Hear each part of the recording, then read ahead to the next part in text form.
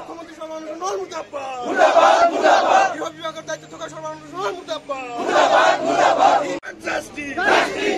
দোষী করায়ত্ত করিব লাগিব দোষী উপযুক্ত শাস্তি প্রকৃত দোষী করায়ত্ত করিব লাগিব প্রকৃত কাল্পিত করায়ত্ত করিব লাগিব উই ওয়ান্ট জাস্টিস শাস্তি করা নচলিব উই ওয়ান্ট জাস্টিস মোৰ নাম ৰফিকুল হক। মই এই অঞ্চলৰ এজন স্থানীয় যুৱক।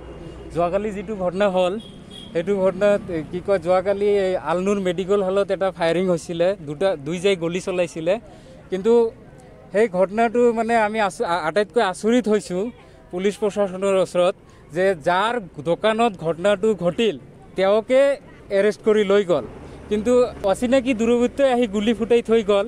কিন্তু সেই অচিনাকি দুৰ্বৃত্তক পুলিচৰ ব্যৰ্থতা ঢাকিবৰ কাৰণে এই নিৰ্দোষী মানুহবিলাক কৰায়ত্ব কৰি লৈ গ'ল।